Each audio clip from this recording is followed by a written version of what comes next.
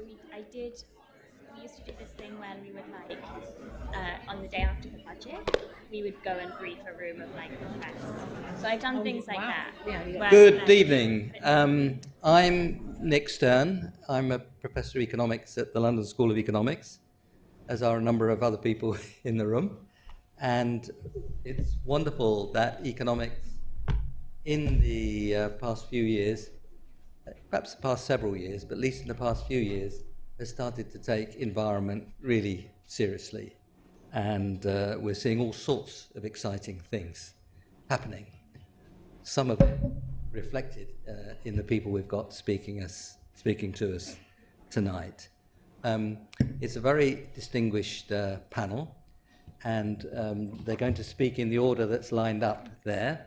John Van Reenen, who's Professor of Economics here at the LSE, Robin Burgess, who's Professor at the LSE, and Pol Simpson, who's a researcher here with us at the LSE, and Reguant, who is a professor at Northwestern, but particularly important, she's at the Barcelona School of Economics. So that will be the order, and I'm going to let the speakers develop their own arguments. I won't go through their background in any detail. It's all too distinguished. I'm going to start with a few framing issues of my own. As I say, I started by saying how great it is that economics is taking environment so seriously now, because it has so much to contribute and the problems are so immense.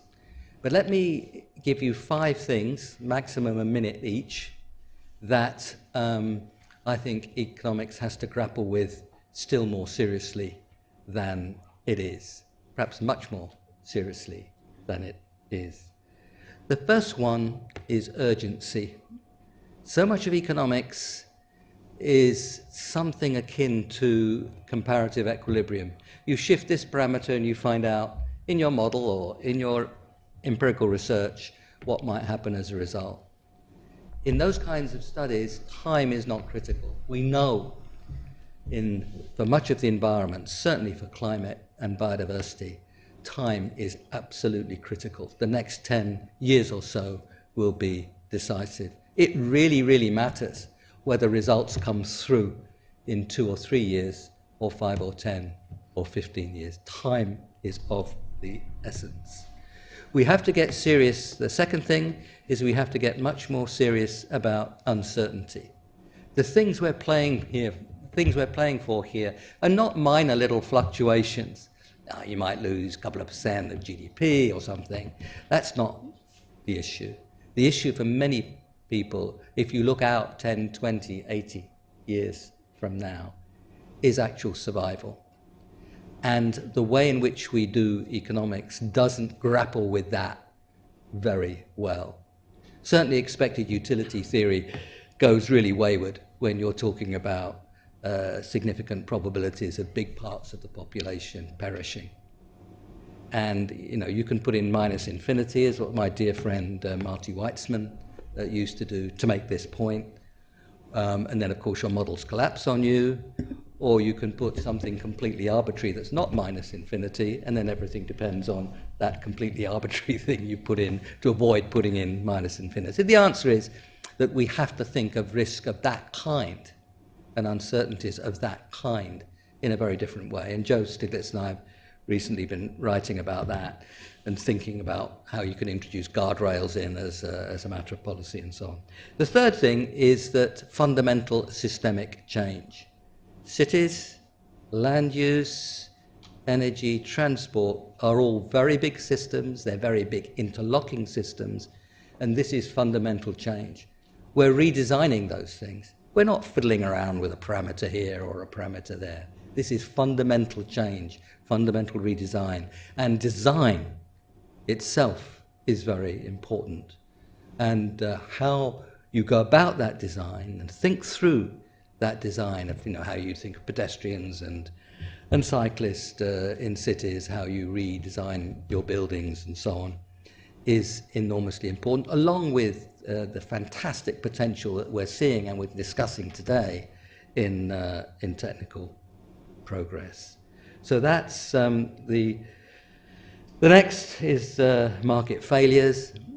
Greenhouse gas, the biggest market failure the world's ever seen, I've argued, but there's so many other key market failures as well. We're going to hear about them today around R&D, around capital markets, around the way networks function, around information, and of course massive associated externalities through air pollution, where we kill, you can fiddle around with the numbers, but we probably kill 8 to 10 million people a year out of a total number of deaths in the world in a year of 50-some million.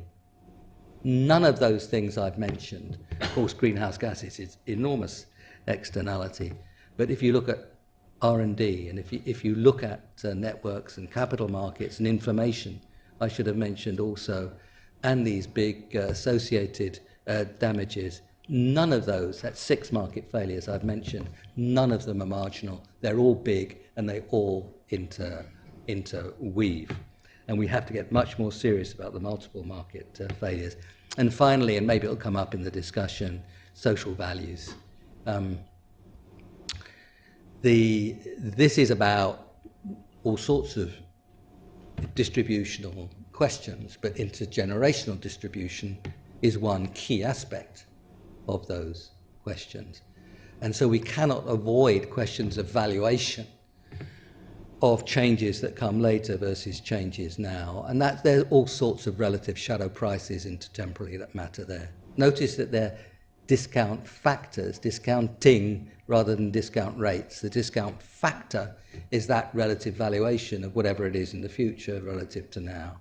The discount rate is literally a derivative concept of the primary concept of the relative value, the shadow price, or however you refer to it. And as soon as you express it that way, it hits you in the face, which should be obvious anyway, that relative valuation depends on the circumstances in which people will be in the future, which is enormously dependent, particularly on the environmental choices we make now. So we can make the future much worse off than now by doing stupid and neglectful things now. You cannot find relative social values without thinking about how well off people will be in the future and how that depends on what you do. And of course the valuations that you bring to that. It's hugely endogenous, and there is precious little information in the markets on that, because when people express themselves in markets, they're expressing personal valuations about their own returns, not social values. It's not going to be in the markets. And even if you deluded yourself that it was in the markets, you'd have to remind yourself how imperfect the markets are in this sense. So we have to take social valuation seriously. We cannot duck it. We cannot just pull some number out of the air and say your discount rate is. Anybody who puts a sentence like that is actually missing the point about the endogeneity of discounting, which simply follows from the definition of what it's all about and how endogenous the future prospects will be. So I've given you 5 areas in which I think economics has so much to offer, provided we use what we've got and we don't try and shoehorn this problem into a minor perturbation in an underlying growth model, which is more or less a constant growth rate. That does complete violence to the issues we're facing. So if we get serious about those 5 things, and we are getting serious as a subject about those 5 things, then it seems to me we have a tremendous amount of economics to bring to the table, and we'll also actually have quite a lot of economics we're going to have to create as well, because all of those things are something we're not used to grappling with seriously enough. And putting them all together, of course, it's not just you take the 5 separately, you've got to integrate them to get serious about these subjects.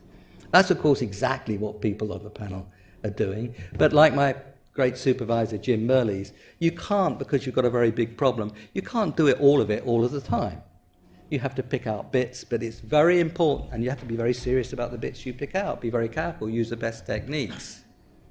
But it's very important to have this bigger picture, much more important in this area to have this bigger picture than in some other parts of economics.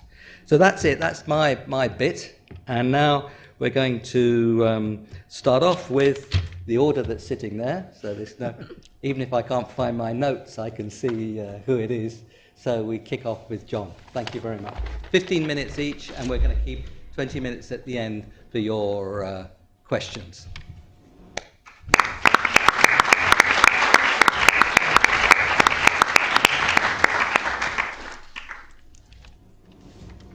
I mean, that's great. I mean, I have to say, I have to thank Nick for doing this, and also for the fact that, Nick is one of the people who inspired me to really get involved in working on the economics of climate change due to the Stern report and also interacting with the colleagues. So he's really been a great inspiration to me. Okay, so in my 15 minutes, I'm going to talk about the growth. So I sometimes call this the case for growth. And talk about threats, opportunities in the context of climate change. And I want to frame this in a much more general way than just about climate change, because I think the challenges that we face are actually clearly are climate change, but they also go more, wider than that in a sense. So, one way to frame that, where we are now is that we face these multiple crises. So obviously, this week is, environmental week, and we're talking a lot about the climate crisis, as we should. But, we live through two other major crises right now as well. As, you're all aware, we're living through a cost of living crisis caused by the recovery from the COVID pandemic and the kind of fracturing of supply chains, the growth of demand we're having after that, the rebound, but also because of Putin's invasion of Ukraine and the way that's driven up, prices for energy all over the world. And this has caused a cost of living crisis, which is extremely salient. We're living in double-digit inflation in many countries all over the world, including this one. But even prior to the current crisis of the cost of living crisis, we also faced a growth crisis, which is kind of maybe less well known.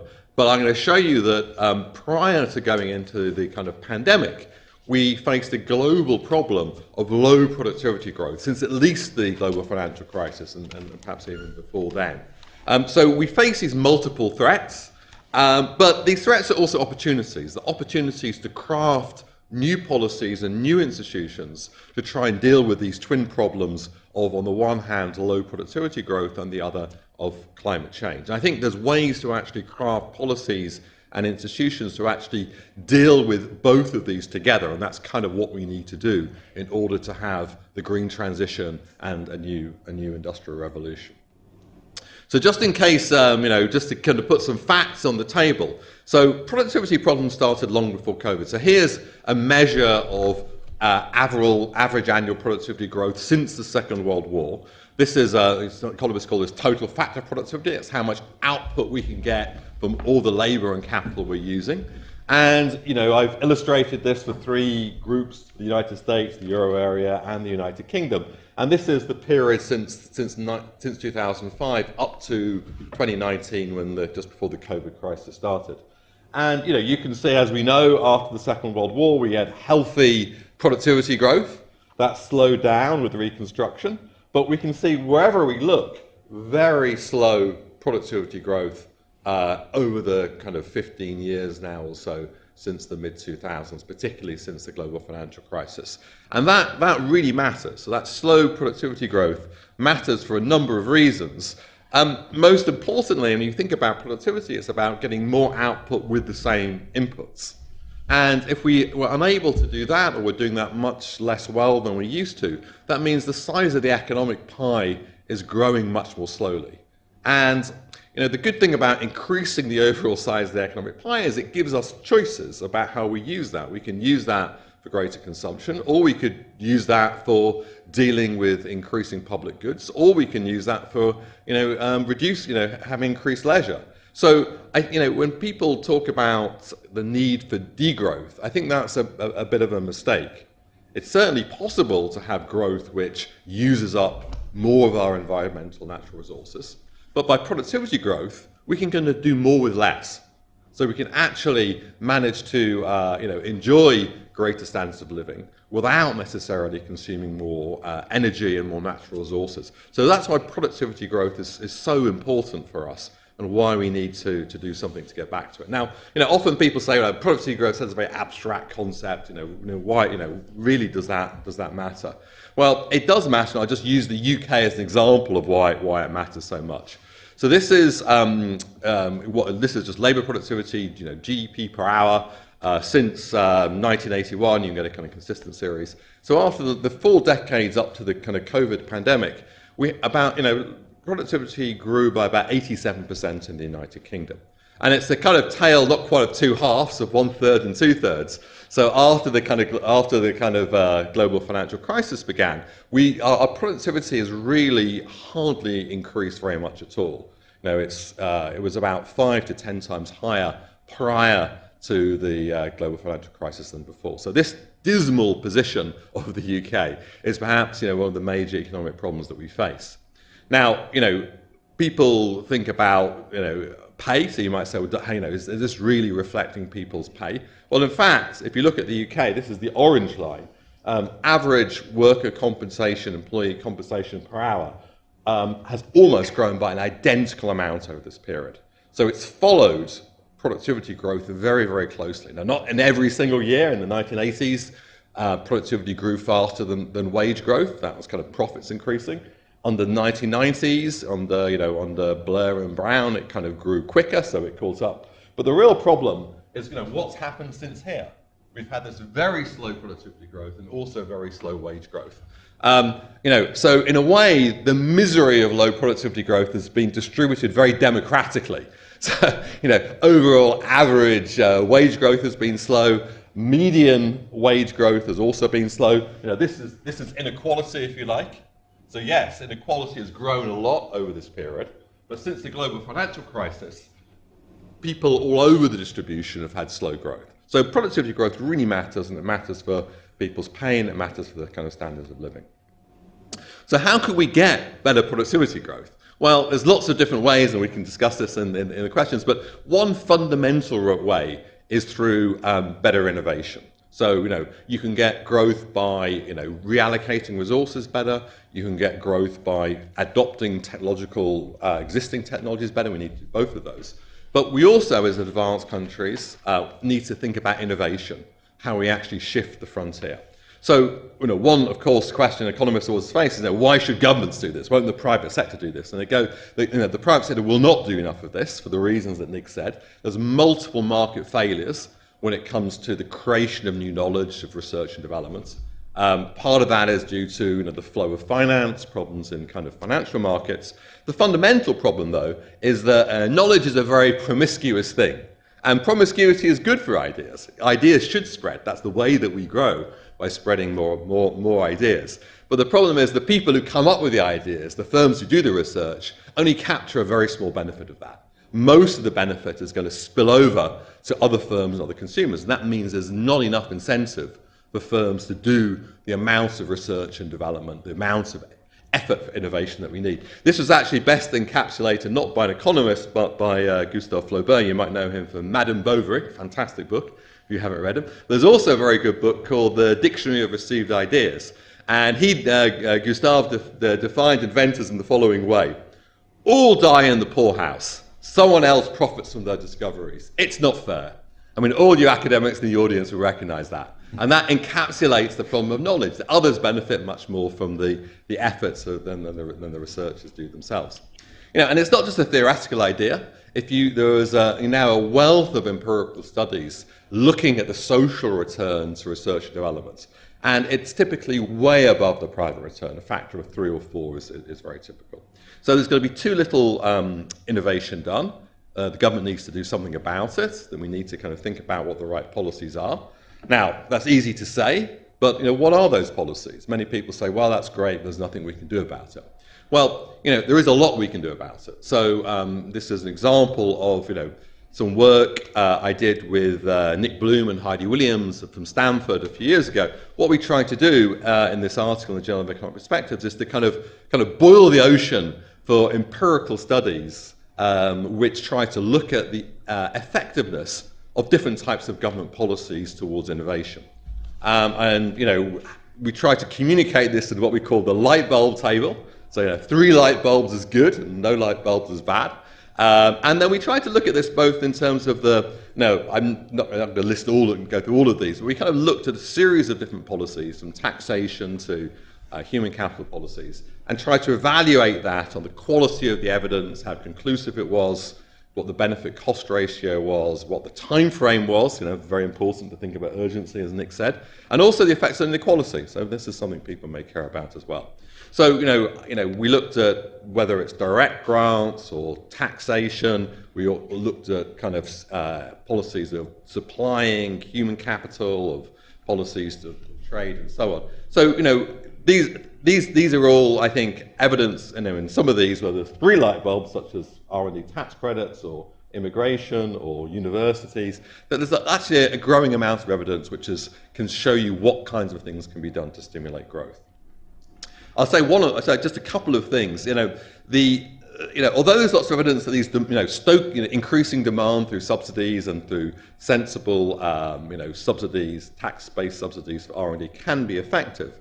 I think in the long run, the most effective ones are supply-side policies, because if you just increase the demand for R&D without a good supply of inventors or scientists to do that research and developments, then you stoke up the price without necessarily increasing the quantity, which is bad for taxpayers and bad for inequality. So in the long run, I see the opportunity to increase supply either through increasing the supply of people studying subjects like STEM subjects, or through, and I think this is something I really believe is important, unlocking the talent we're missing. I sometimes call this the lost Einstein or lost Marie Curie effect, of people who could have become great inventors but don't have the opportunity because of where they were born or the fact they're a woman rather than a man. There's lots of barriers which prevent people becoming inventors, which if we could release, we could unlock this great amount of talent in all our countries. So, work with Raj Chetty and Xavier Aravel and others, we've shown that this could potentially quadruple the rate of R&D if you could unlock this lost talent that we already have. And there's many education policies, I don't think it's innovation policies. These are policies which could be very beneficial for innovation. So how does all this relate to climate change? Well, there are a lot of problems with climate change policies. So, in a way, all countries want to see global emissions fall, but there's always a temptation to free ride off the efforts of others. But if everybody does this, then we're not, as Nick sometimes says, we should just be buying, equity and buying shares in suntan lotion companies. So, we have to overcome this kind of free rider problem. There's a natural reluctance to take the pain today for benefits tomorrow. And if we're in an era of low pay growth, then that makes things harder because people are reluctant to take the kind of pain today, and that the distrust of politicians and experts makes that hard. And it's hard enough doing this in the OECD countries. Think about the Gilets jaunes movement, but also asking poorer countries to take big cuts in their growth in order to deal with a problem which, to be frank, has been created by the wealthier countries putting emissions in is a real non-starter. So in my view, you really need to think about combining climate change policies with growth policies. It's a growth story in order to make this a politically acceptable story that you can use to persuade people around the world to buy into, to move towards dealing with climate change. So, I place this in a political context. There's good economic theoretical reasons as well why we don't want to just rely on carbon taxes and regulation to get the kind of climate change mitigation policies we need. When you can combine, say, a carbon tax with an R&D subsidy, this is actually a much better mix. You can actually shift the flow of ideas more swiftly to clean innovation than you would if you just relied on carbon taxes in regulation. So I think this is a kind of win-win, to use the jargon. We have too little innovation in general because of the market failures, and we have too little clean innovation in particular. So I've argued that good policy can influence the rate of innovation. Can it also direct technical change towards green and clean innovation? I think the answer is yes. There is a growing body of evidence around the way we can direct technical change across a variety of different industries. I've mentioned them here. I think one particular example recently is in healthcare. Think about what happened in terms of the creation of COVID vaccines. We were talking, and remember at the beginning of the pandemic, would we ever develop a COVID vaccine?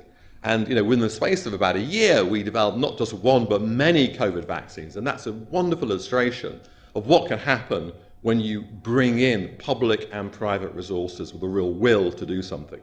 So I think that spirit that we saw in COVID as also the types of policies which we can use to direct technical change towards dealing with the green transition. So in an industrial policy, economists often don't like to use that kind of phrase, but I think it is what we need to do. An industrial policy around climate change can potentially generate more growth and also fewer emissions. So I sometimes describe this as a new Marshall Plan, in the same way after the Second World War we had a new Marshall Plan to rebuild Europe, to try and think about creative policies around innovation to try and deliver the green transition that we need. This will be different in different countries, in different areas, the European Union and in the United States and in developing countries. It will depend on the institutions we have and where we are. But I think the combination of having toolkits of policies built on the best evidence, bound together around this mission for climate change is an exciting prospect. And I hope you'll gather together with us to try and deliver that. Thank you very much. That's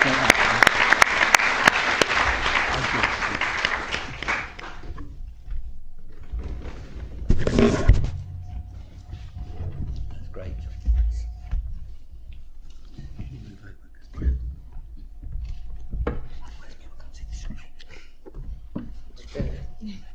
Thank you. Welcome, everybody. We're in the middle of Environment Week, which is 40 academic presentations, 3 public events, 3 master classes, 4 roundtables. So it's been a bit of a marathon. Just to kind of give a shout out to many of the sponsors of Environment Week. So what I'm going to do is sort of shift gear a little bit and focus down on one area that is central to the kind of energy transition. So we're going to now be focusing on solar, basically to the end of this thing.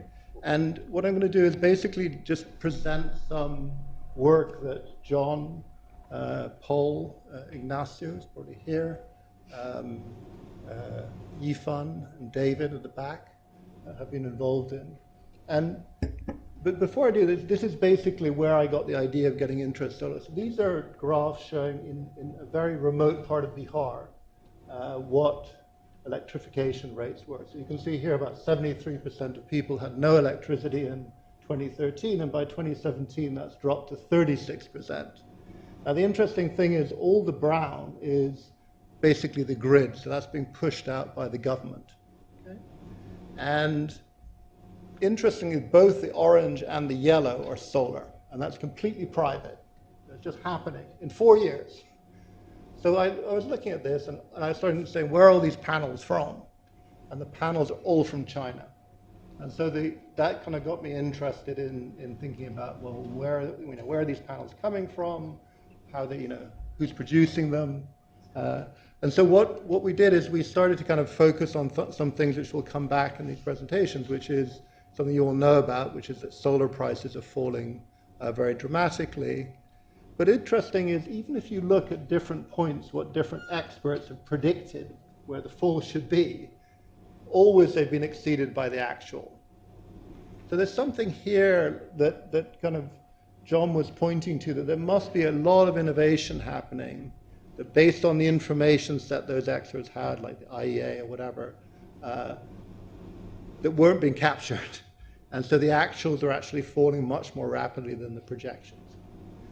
And if you were to kind of think about this in the context of other sources of energy, it's just dramatic. I mean, the fossil fuel energy prices are falling much, much less. Often they're quite flat. And so what we started to sort of look at, and this was literally just an enormous 18-month data gathering exercise, is just take any data we could find from anywhere on anything to do with solar. That was basically the kind of the remit. And so we started looking at trade data, we started looking at patent data, we started looking at production data. And this is just a graph where I sort of superimposed the solar price on exports from different countries that produce solar panels. So you can see the first thing is, I guess, there's a lot more panels being shipped, right?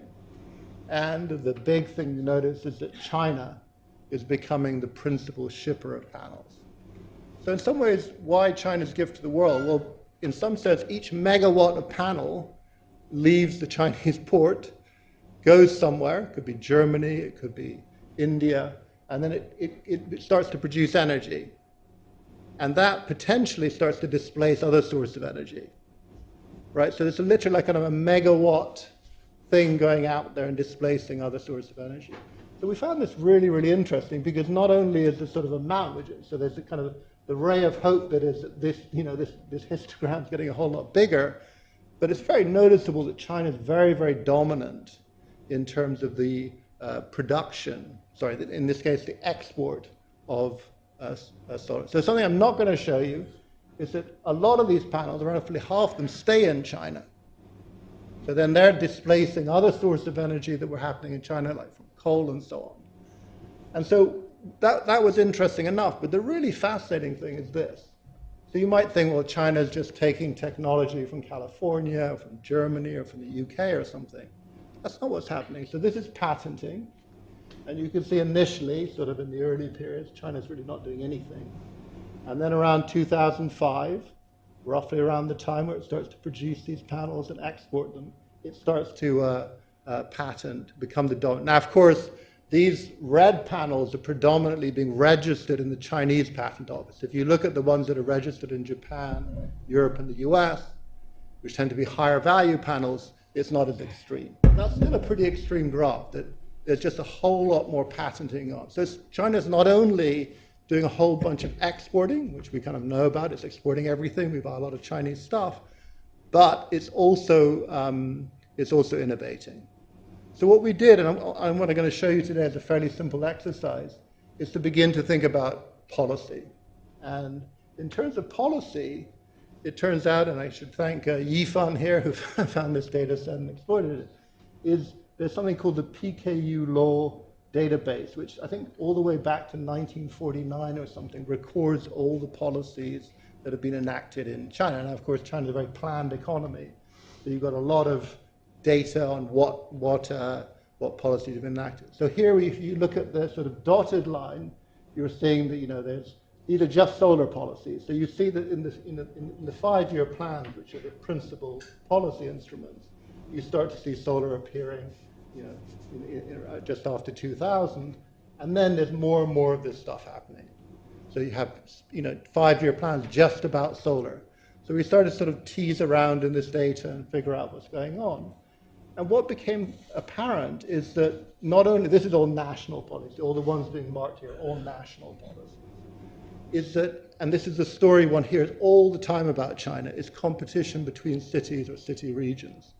There's different cities trying to become the leader in aluminium production, cell phones, or pens, or toys and various things.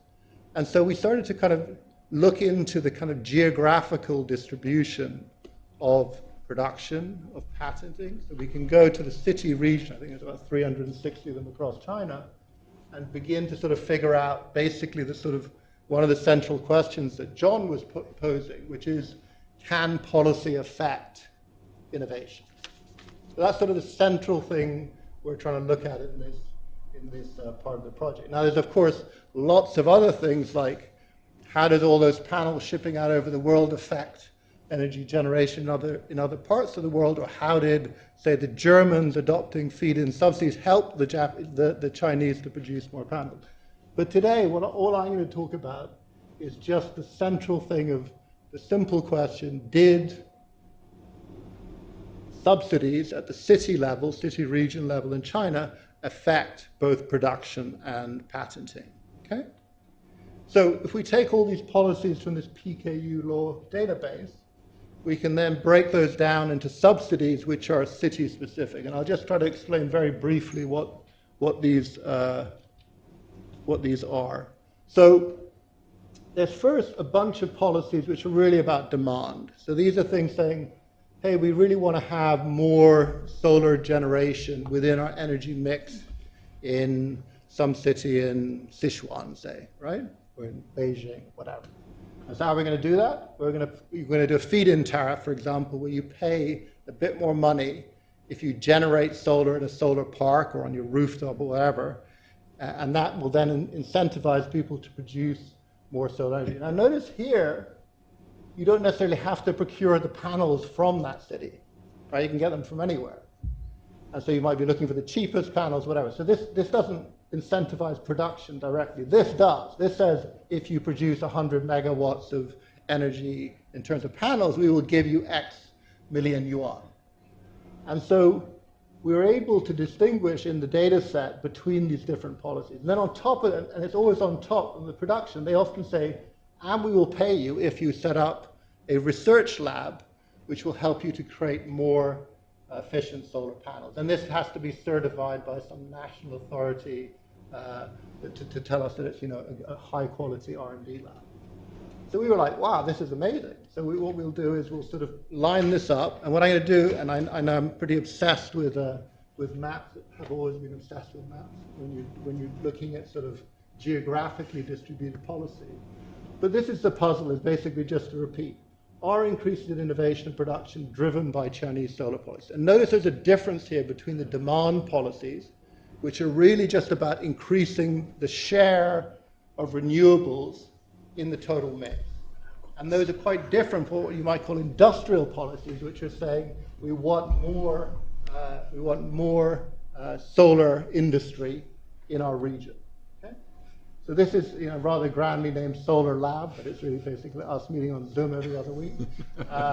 And basically sort of a massive, initially completely undirected data collection activity. Okay, so here's my maps, which I love. So this is 2000. So we go from 2000 to 2019, and basically nothing's happening. There ain't no solar industry.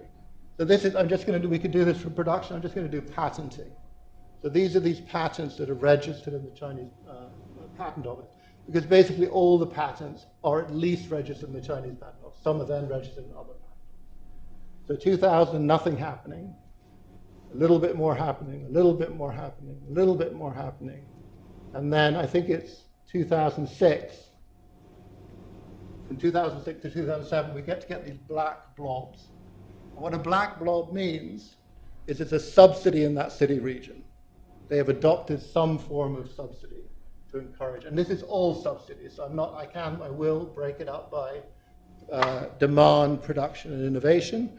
But right now it's any subsidy. And just to show you, which is pretty impressive, we go on, more and more patenting, so getting darker orange or whatever that color is.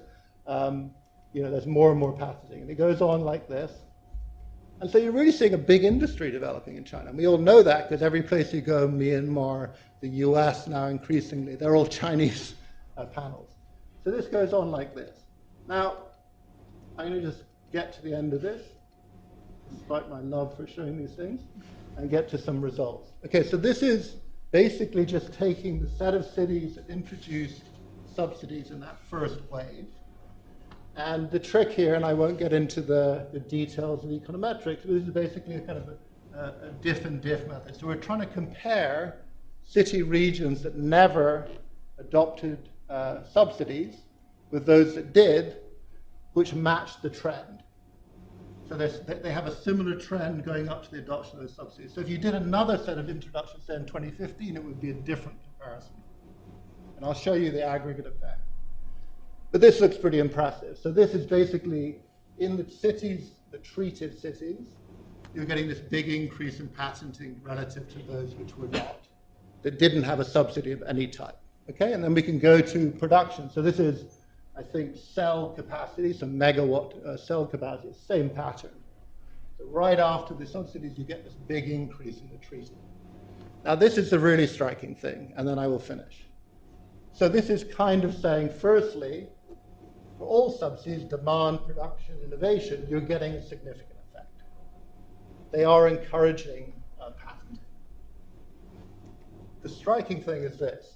So this is demand, it's insignificant. This is not the thing that's driving the effect. The thing that's driving the effect are the production subsidies and the innovation subsidies. In other words, if you go out there and you say, we're going to pay you to produce solar panels, to incentivize you, give you money, then you get much more patenting. And even more so if you add a layer on top of that, a subsidy to actually encourage innovation in the firms.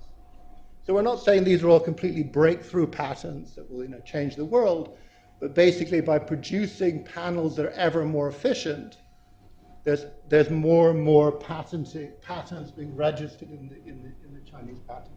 So that's the core result right now, is it's basically the production innovation. There is a result, and it's being driven by industrial policy, by direct inducements to produce panels. And then to finish and kind of to transition to Pol and Mar, I don't think we have to say this. Energy is important. We used to have to argue this. I mean, hopefully not today, but it's 75% of global emissions. And obviously solar is likely to be critical to the clean energy transition. So what we're going to do next is to try to figure out how this kind of surge of production, patenting affected other countries. In other words, how did it affect the energy mix in countries in Africa and Latin America, across Europe, as more and more of those patents start to move across the world. So that's kind of more of a diffusion story, which we're gonna turn to. But obviously, the first question is, as we've heard many, many times, solar energy is getting cheaper than fossil energy.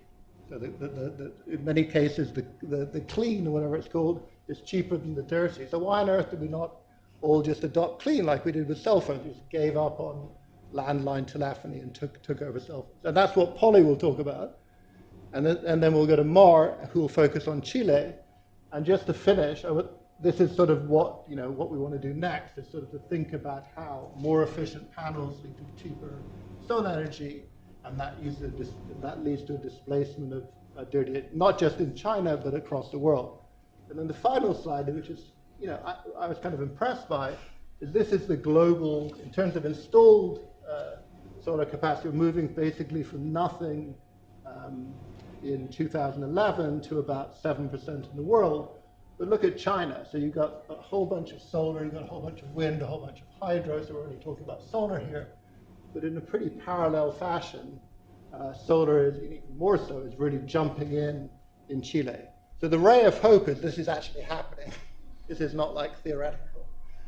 And it could happen a lot more if innovation continues, as it seems to be, leading to a spread of renewables. So I will stop there. Thank you.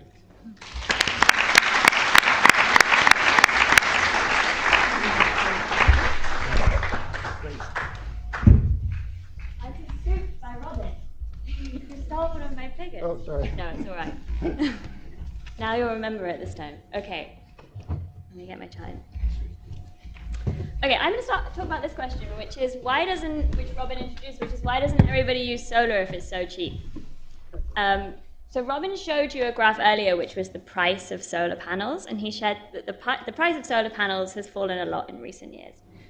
A kind of obvious counterpart to that is that it's got a lot cheaper to generate electricity using solar. What we know is that solar power used to be like way off the chart, more expensive than other forms of electricity. And now it's cheaper, or it's as cheap, if not cheaper, than fossil fuels in many contexts around the world. This is showing you like how much does it cost you to produce electricity with solar in the orange, for obvious reasons, compared to some other sources. As you might expect, given how much cheaper it's got, we are installing loads of solar around the world. So this graph shows you, all the way back to 2001, how much additional solar capacity did we build in each year. I'm benchmarking this against the UK's total generation capacity. So take all of the power plants that we have in the UK, add them all up, that is the dotted line. So what you can see here is that in 2016, globally, we installed solar panels equivalent to the entire UK generation capacity, which is a lot of solar panels. And we're also adding more and more each year. So this is like, as Robin said, this is super exciting. Solar is taking off. Again, obviously, once we have all these panels, we're now getting a lot more of our electricity from solar. And so last year, globally, we got 3.66% of our world's electricity from solar. This kind of takeoff, sort of suggested by some of the graphs Robin showed, has varied a lot around the world. So there's some places, this is just two examples of Spain and Chile, where there's this been big takeoff in solar, and last year they got like 10 to 12% of their electricity from solar, which is pretty cool. There's some places, India and China, who are more tracking the global average, and then a few places, I've just pulled out Brazil and Indonesia, which seem to be kind of lagging behind. Which goes back to my very original question, which is why doesn't everybody use solar if it's so cheap? I want to explore three potential explanations. And I think Ma will touch on some more in her presentation afterwards. The reason I want to do this is that I think it's really important to understand why people don't adopt solar in order to think about what the best policy response is. I think that kind of makes intuitive sense. You want to know why someone's not doing something so that you can try and best incentivize them to switch to solar, and we can all switch to renewables. Okay, let me start with my reason number one, which I've called suitability, but the professional technical name is it sunny? Okay, so if we think about like what is the cost of generating electricity via solar? This is probably not the full answer, but the rough answer is it's the price of the panel divided by how much electricity you get from the panel over its lifetime. So that means if I take the same panel, and maybe I pay like £100 for it, and I put it in the UK, I'm going to get a lot less electricity from it than if I put it in the south of Spain. And that makes solar a cheaper way of generating electricity in Spain than it is in the UK. So how sunny it is varies around the world. I mean, this is like a smart way of calling it photovoltaic power potential, but it's kind of how sunny is it. And so that means that practically the cost of generating electricity using solar is going to vary around the world depending on how sunny it is. And the number I showed you at the very beginning of what the cost of generating electricity was a global average. So it could be maybe within that global average, there's lots of variation in how expensive it is to use solar, and therefore what we're going to see is that all the sunny places have got solar and all the non-sunny places haven't. But unfortunately, I did correlate solar power potential along the bottom against how much electricity they're getting from solar, and I don't know, maybe you can see a correlation, I can't. So this does not seem to be the answer to all of our problems, and we must look further. So I'm going to go to a second explanation, which is timing. Okay, so energy demand, like how much we need and at what time of day we need it, varies kind of with the weather.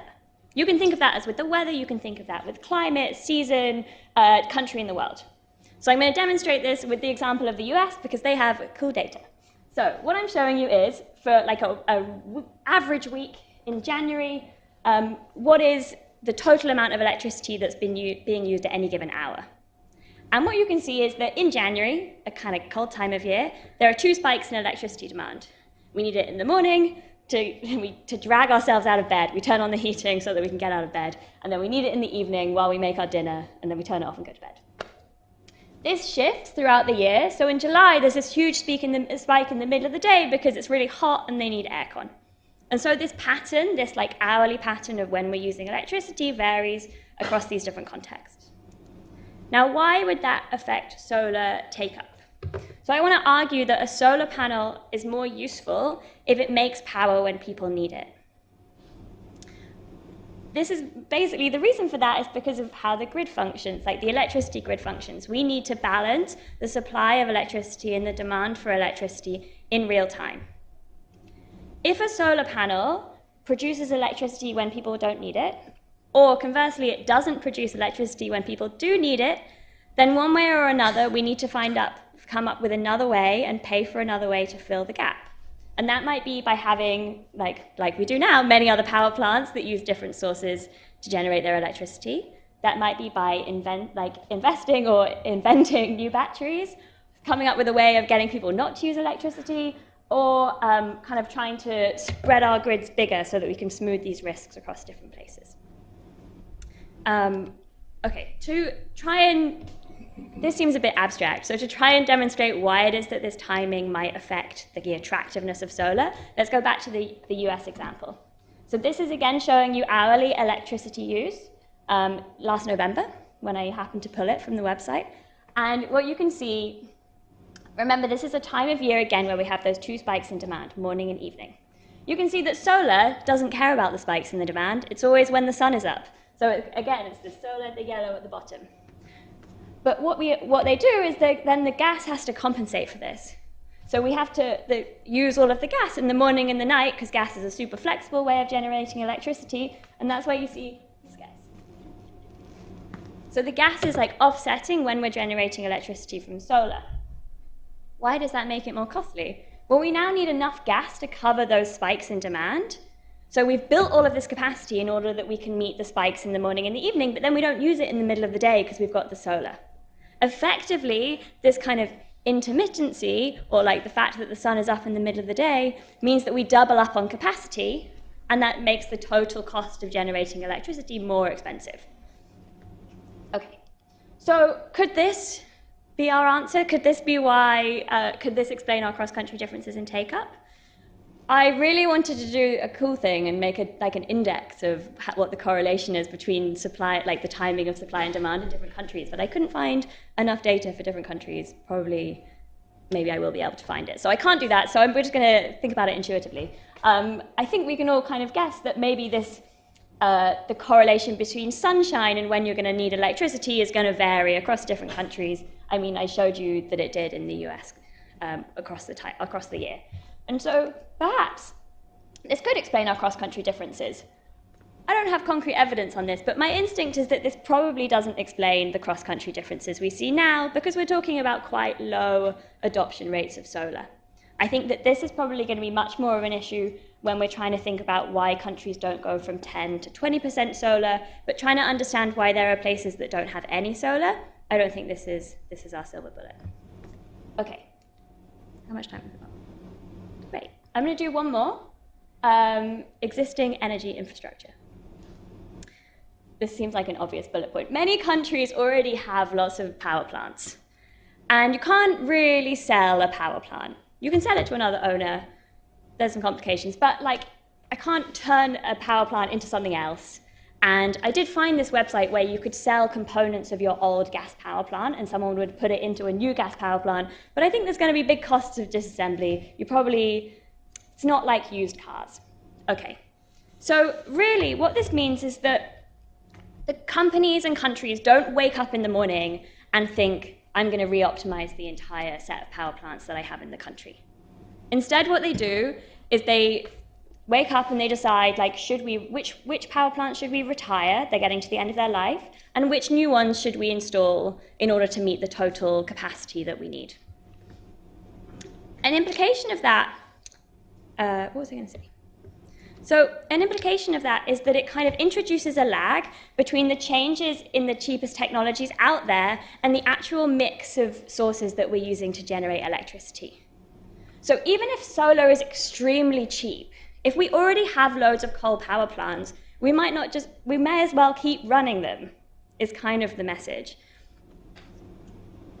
Another way of thinking about this is if you already have a lot of coal power plants, the important thing that you should be comparing with the price of a solar panel is not the cost of the power plant plus all the coal. It's just the cost of the coal, because you've already bought the power plant. All these power plants that we already have they have an advantage purely because of the fact that we've already built them. These kind of existing, the constraints posed by all of the existing power plants that we have are going to be bigger if our power plants are generally younger, because if they're older, we're kind of taking more offline anyway, and we've got more opportunities to replace our ways of generating electricity with new renewable sources. Additionally, if demand is growing more quickly, then we have more opportunity to be kind of expanding in a renewables direction. So it might be, maybe these are the factors that are varying across countries, and maybe that explains differences in take-up rates. It's true that these factors, like how old the power plant fleet is in different countries and how fast demand is growing, does vary across places.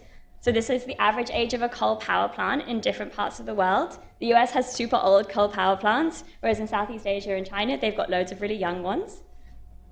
It's also true that electricity demand growth is forecast to grow very differently in different parts of the world.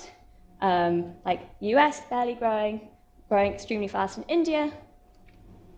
And now this is when I don't give you an answer. This is actually kind of cheeky, but I'm going to say is an open question for future research, and it's exactly part of the question that I'm working on now with Robin and John and Ignacio, David and Ivan. What I will say, though, is if this is true, this is a short run, not a long run problem. So this is really about how fast do we get to our optimal mix of renewables. Solar is so cheap that perhaps we already want to use 40% solar.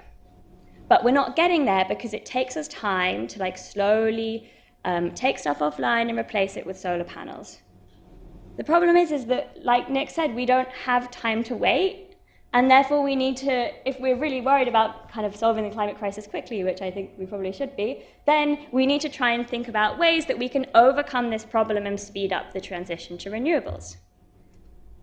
One option that Germany is already doing is to hold reverse auctions. So Germany has set these targets to close down a certain amount of its coal capacity each year, and they're doing these reverse auctions where basically coal power plants bid to be paid to be shut down. They say, hello, I would be willing to shut down if you paid me £20 million.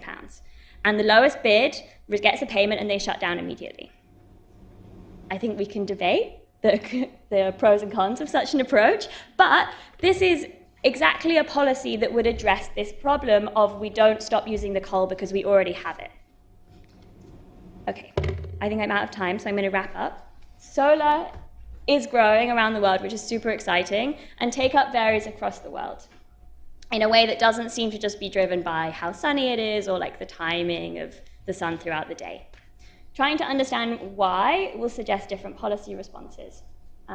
There are many possible factors that I haven't considered because I couldn't cover them in the 15 minutes. Hopefully Mar will touch on more. I was really just a warm-up for Mar. But it's unlikely to be a one-size-fits-all approach to encouraging renewables adoption because of all of this variation around the world. Thank you very much.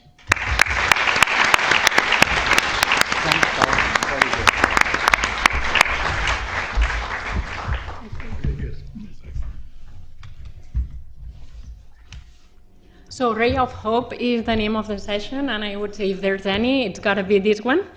It's got to be renewables. So we're in the middle of an energy crisis that's fueled by natural gas, a natural gas crisis.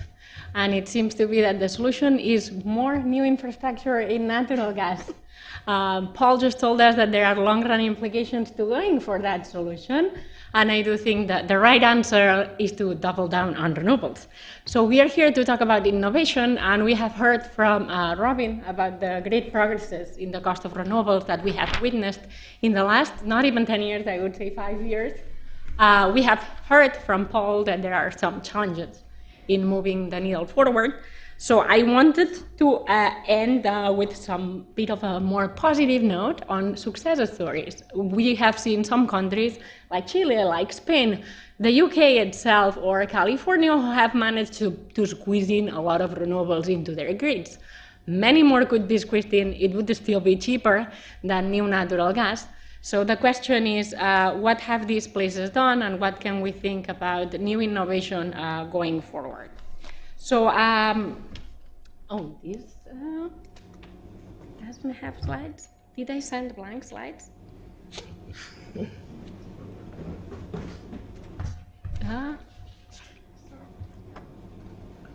Where are they? Let's try maybe another version of it. So I managed to produce blank slides. I'll start talking, and the slides will come up in a second. So hopefully, maybe the first version will be not corrupted. It is there, I think. Here, if you go here. This one. Yes. Okay. Good. It will miss the last slide, which I thought was the most exciting. So I'll try to tell you about the last slide that I thought was most exciting. So I'll talk about California, Spain, and Chile, some places that, again, have managed to put a lot of renewable into their grid. I have a disclaimer here that I don't have the UK because it's not what I do research on, but the UK has also very successfully incorporated quite a bit of renewables into their grid. So I think it definitely belongs into this list. So some innovations that have managed to go around some of the challenges. Well, first, let's say the truth. California, Spain, and Chile, they all three have great solar resources, okay? So they are not here by chance. The UK does not, though. So these are countries that do have a lot of potential, but there are still challenges that need to be circumvented.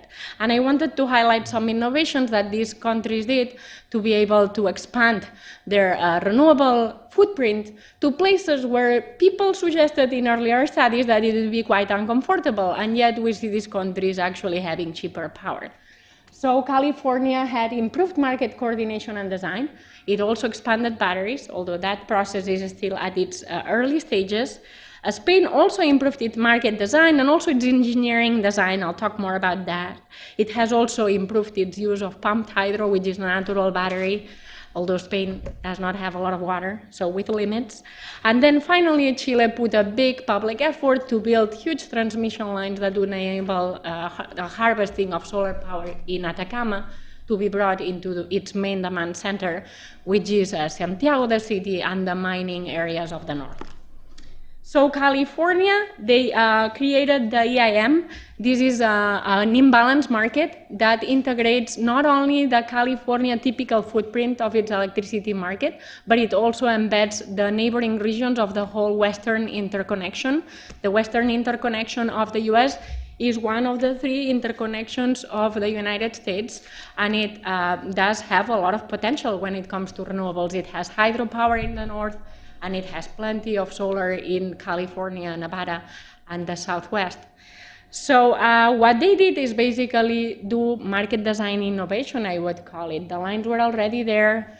The different trading areas were already there. California's market-based. The others are non-market-based. But they went a bit kind of off the playbook, and they said, hey, why don't we invite the non-market-based areas to trade renewables, mostly renewables, but also other types of power, like natural gas? Why don't we try to incorporate them in our last-minute interventions? This has enabled the dealing with this intermittency, this timing that Paul was talking about. What happens when Californians get home in the evening and solar is kind of gone-ish? Well, the EIM kicks in, and it helps things run better. So there are still some kinks that are being improved, and one challenge in this type of markets is that California has a stricter environmental than other markets, so all of this gets conflated in this EIM, but they are actively innovating in their market design, actively innovating in their policies, so that this market works better and it delivers less curtailment. Curtailment is the technical word for getting rid of renewable power that we so want. So there are many other examples of market design innovations that have contributed to incorporating more renewables into the grid. And one example, for example, it's the move in Germany of trading more frequently. And that was purposely designed to be able to reduce the cost of renewable power. I believe there's lots of research to be done, by how much, where, when, but the experiments, the market design experiments are there for us to study and to learn and bring to other places. Other things that California is doing is encouraging battery deployment. Batteries, you need a lot of swings for batteries to be economical, especially if they are kind of the Elon Musk type batteries. And California does have now quite a bit of swings, so it's encouraging battery adoption. I have to say some of this battery adoption is serving other markets like frequency, the very last minute, very tiny fluctuations, but some of it is already being built for storing solar and letting it go in the evening. There is now a subsidy program, and there is a big debate. Is this subsidy program worth it? And honestly, I would say this is our ray of hope. So it might have cost, but it might potentially lead to innovation, and it seems kind of worth it. So let's see in 10 years what we can say about this program. But it is important to understand that this is a real bottleneck, and breakthrough innovations in this area could be transforming. I also mentioned the example of Spain. Spain here, I'm going to cheat a little bit. Lots of solar recently installed in Spain, but traditionally its renewable kind of renaissance came in wind. I think it fits Spain to have a renewable renaissance in wind power. So there was very early subsidization of wind in the 2000s, and it was among the countries with most wind, with 20% of wind power already by 2010.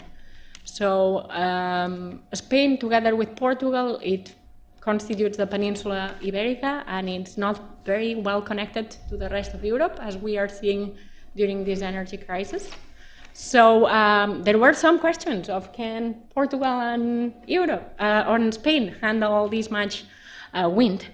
So what we did in our study was basically collecting a bunch of high-frequency data Not engineering high frequency, 1 hour data, okay, every hour we have data. And then we basically explore the costs from integrating all this wind power and its benefits. So in the study, which is with Claire Peterson and Lola Segura, we explore the impacts of wind power, and we have very detailed data sets where we see the impact of wind on what we call congestion reliability products. These are additional costs that people have to pay so that wind doesn't mess around. That's kind of one way to put it. What we find is that, yes, these operational costs are increasing with wind, but not in an exponential crazy way as suggested by the engineering models before these renewables were put in place. We find that the increases in operational costs are very modest compared to the reductions in the cost of energy and compared to the environmental benefits.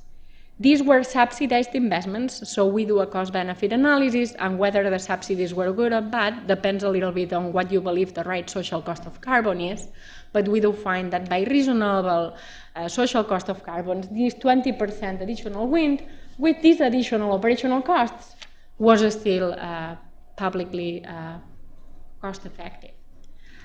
We explored some of these innovations I was talking about, and in the paper we highlight also market design innovations. So one issue that was happening in the Spanish market is that wind was subsidized and they were bidding at zero prices. In Germany and Texas, it often happens that wind bids at negative prices when this is subsidized. We found that this was kind of tinkering with the market because they were bidding very, very low prices. There were some innovations that were done in the market, and after that, operational costs went down even further, minimizing the cost of intermittency for wind. Another thing that the Spanish operator did is improve the way that wind participates in the market for these more kind of obscure products, frequency products that I was talking about. And nowadays, wind farms very actively participate not in screwing up frequency, but actually in helping with frequency, something that was not envisioned when we were doing our cost-benefit analysis of wind farms before we put them in place.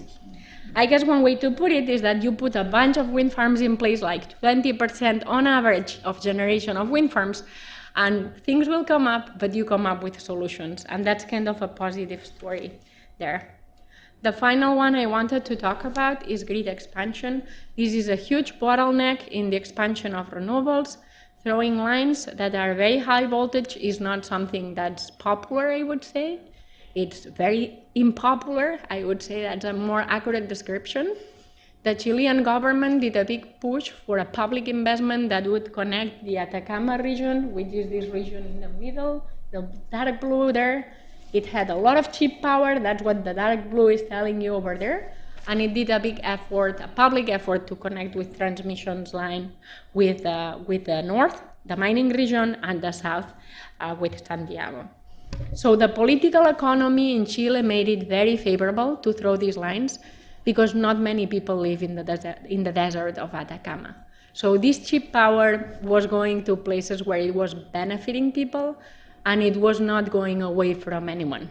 So it was kind of very popular to build these lines, and it was so that there was equilibrium. The fossil fuel investments that were there, magically, they were also expecting to benefit from the line, because there was one power plant that was in the wrong spot, and the line would be good for them. So not even some of the thermal generators went against this transmission line, and the project did happen. So in a paper with González Ito and myself, we explored the value of this transmission line and the cost benefit of the transmission line. And we find that the transmission line enabled a lot of expansion of solar power in Chile. And it was thanks to this public coordination, probably, that this was possible. Otherwise, you cannot ask a private investor to build a line from Santiago to the Atacama Desert. These are more than 1,000 kilometers of a high voltage line, and you cannot make it happen. So thanks to the intervention of this coordinated effort, a market failure, I would say, in which private investment fails to coordinate this big investment, they were able to enable a lot of solar expansion. And we estimate that the cost of a line gets paid back in less than 10 years. which seems a good deal. This is even abstracting away from the environmental benefits that these solar panels are bringing. So these were some kind of success stories that I wanted to highlight. Here I put some of the innovation stories that it speaks in. It speaks to the innovation stories regarding batteries. We need to see a lot more on that. And I always like to highlight lean batteries, batteries that are not intense in resources. Another one way to call it is gravity batteries, batteries that bring rocks up and let them fall down, that bring water up and let them fall down. We need lots of research there. I think facilitating the know-how of these countries that have managed to put so many renewables there and see what market design is better is kind of a place for research that we should be spending time on, and then seeing what the bottlenecks are on the political economy. I had my last slide, which was on more out of the book, not related to my examples here, innovation places that I think we should see a lot. I think we should see a lot of innovation on how solar panels can be complementary to adaptation. So how solar panels can be used to increase agricultural yields by providing shade, and how solar panels can be used to avoid evaporation. And there are many interesting pilots and big projects in that line. We could see innovation as well on the lean batteries I was mentioning, as well as microgrids and resilience, how to use solar panels for climate shelters when the power grid fails.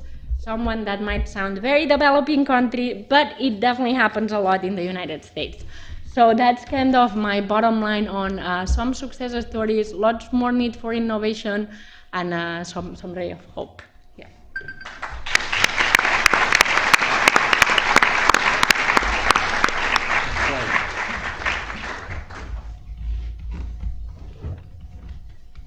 Thank you so much for the really dense and important content for each of you, and for keeping to the time. And I might have 1 minute at the end to sum up, but I think we should go straight to questions. But it was really tremendous, and I sat and learned a lot in the last hour. So thank you all four very much. So I'm going to try to get in 2 rounds of questions, 3 questions each. Could you keep your questions really short? And could you just say very briefly who you are when you give the question? So please. There's a gentleman there in the check shirt. Wait, is a mic coming? Thank you. Hello, I'm Bruno from the University of Bologna, Bruno Conte, and I just wonder whether you could give us a little bit of your opinion on the role of political lobbying of like dirty fuel-intense energy into the politics, and how that could prevent innovation and transition. Thanks. Thank you very much. There is a tradition in the LSE of gender balance in questions, but I will ask one more gentleman over there.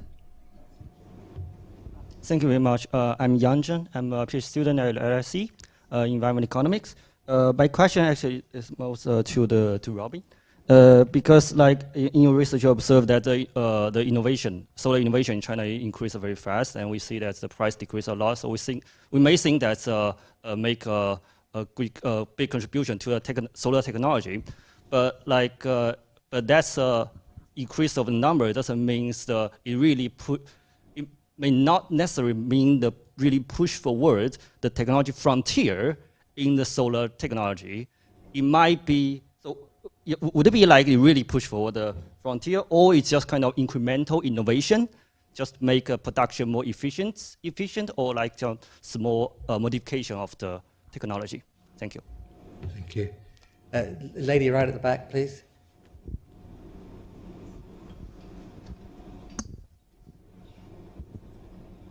So my name is Sugandha, and I'm a postdoc in environmental economics at Oxford. So I guess on the patents in China, I think it would be interesting to think about how direct subsidies for patenting might have created patent inflation, and what the value adjusted count is of those patents.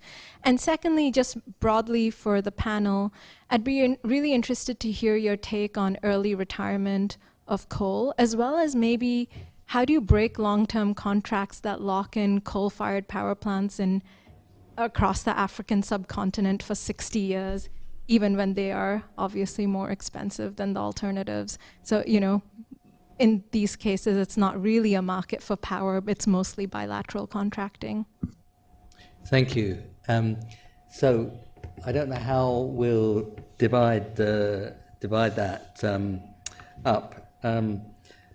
Paul, you did the retirement story. I can take Robin, the lobbyists, yes. and then Ma will do the lobbies and the vested interests, and Robin something on China, and John perhaps everything. But could we go very quickly, because it'd be nice to get in one more round. So Paul, do you want to go first on whatever you like, but including on retiring plants?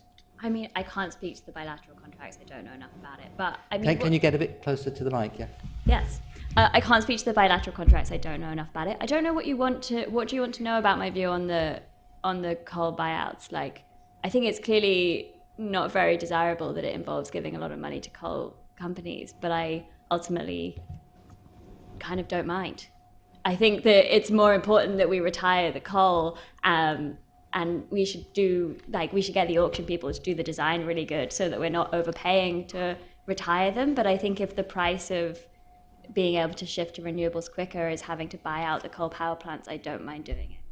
That would be my take. Thank you. And don't build new ones, so you have to do more of that later on. Yeah, don't do that. And Ma.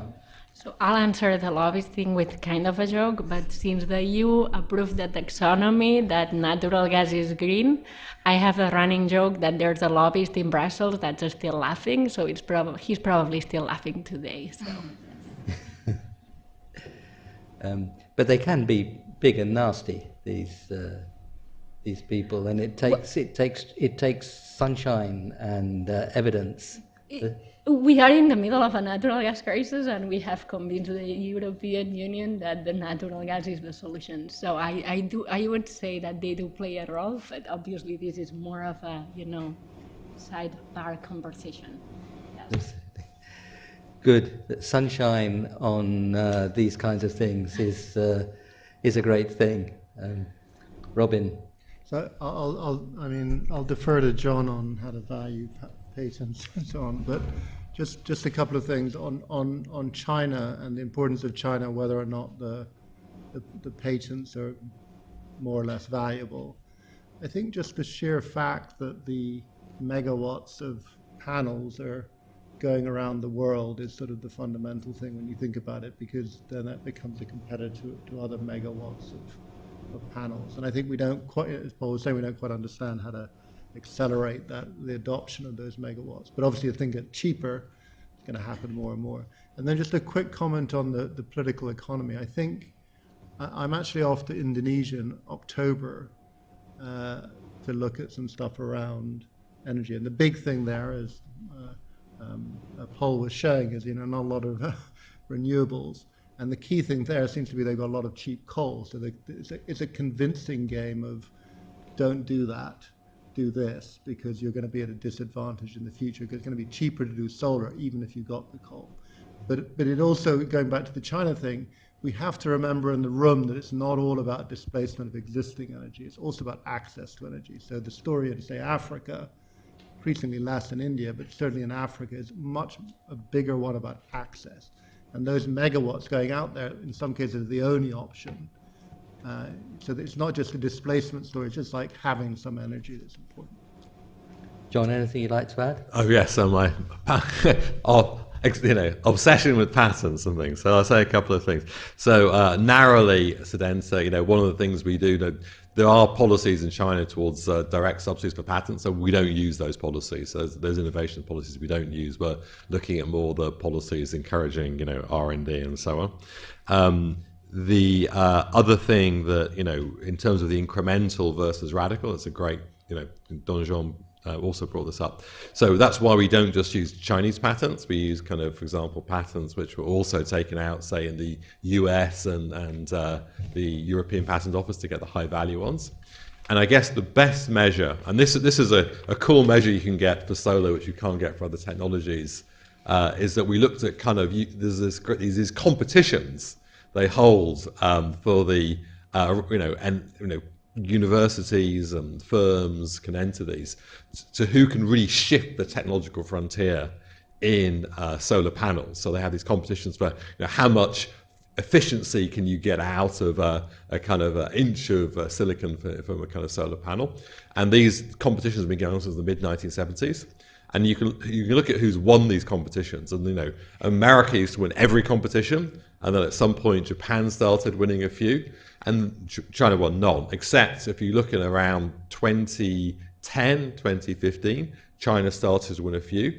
And last year China won 20% of these competitions to push the frontier of knowledge forward. So I think the model is that, just like many countries who developed, China started off just imitating and producing the cheapest, but gradually they've moved up the kind of value chain, the innovation chain. So now, in many areas, not just in solar, they're really pushing the frontier, and I think that's an interesting story of developments that you can see playing out in real time here.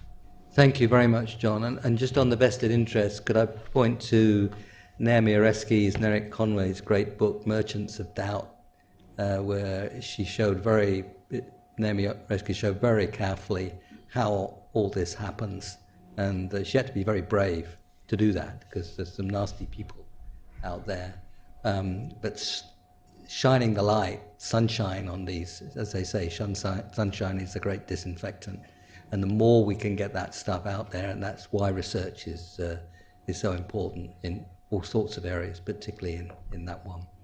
I think I'll just take two more, and then we have to close. There's a lady right at the back there, and then the gentleman here. Oh no, and look, if you could keep them right short, then I'll take four, but it'll have to be really, really short. There, and then Michael, and the lady here, and the gentleman there, and that's it. Okay. I'm sorry that we're out. Have you got a one sentence? Go on. No. One sentence. Efficiency is my key. So basically, thank you. I'm the founder and a patent owner. I'm AK1 or Active Kinetic 1. It's a new technology that I'm producing. So basically, it does provide energy very efficiently. So my real question here is, isn't efficiency the issue here, not the technology? Because the technologies that we're using... No, look, we've got the efficiency is a very important question, but I'll have to go very fast because we're practically out of time. But you put that important issue on the table. Michael? And then... I know you've got... Please, my apologies. Okay. Please go ahead. I'll be short as well. My name is Petra Kelly. I'm a PhD student in environmental economics at Imperial College. I have a question for Paul. I was a little bit alarmed when I saw that slide, upholding Germany as the sort of, model for energy policy. I'm a tree hugger, like a lot of people in the audience, perhaps, and some on the panel, perhaps too. But policymakers have to balance different objectives. So what's the question? Sorry. In the current climate, perhaps, retiring coal power plants might not be the #1 priority for policymakers. So I just wonder what comments you might have about that. Okay. Michael? Thank you. Thanks. My question's a little bit abstract, and it's actually for everyone on the panel. Every night when I have dinner with my kids, inevitably, there's very little tolerance for cost-benefit analysis or economics or as a way to think about climate change. And so I want I think it's a thread that actually, not just for my children, but runs through the discussion here. Has climate change moved beyond standard economic analysis and cost-benefit analysis and become kind of, is it beyond that? I guess that's my question. Thank you, Michael. The gentleman here and then the lady there, that's it. This, just down the front. No, it's just down the front. Sorry, please, come. We really are out of time, and we have to be out of here at 8 o'clock. So. They'd have to be some very short answers here. Hi, my name is Sid, and I'm an LSE alumni. Just had a quick question with regards to the role of the Global North in helping the Global South to decarbonize, since economically it's a lot easier. You have higher photovoltaic power potential in the South, as well as access to cheaper labor. So with respect to that, what policy initiatives would you say to encourage that kind of decarbonization? Thank you. And then lady at the back, that's it. Thank you. My name is Hasti Modi and I graduated from the LSE with MPA in July.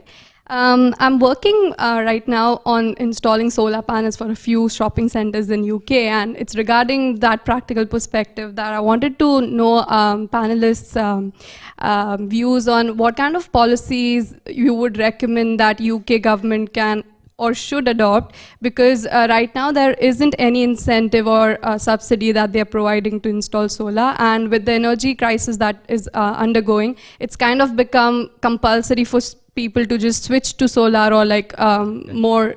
We got it. Yeah. Thanks very much.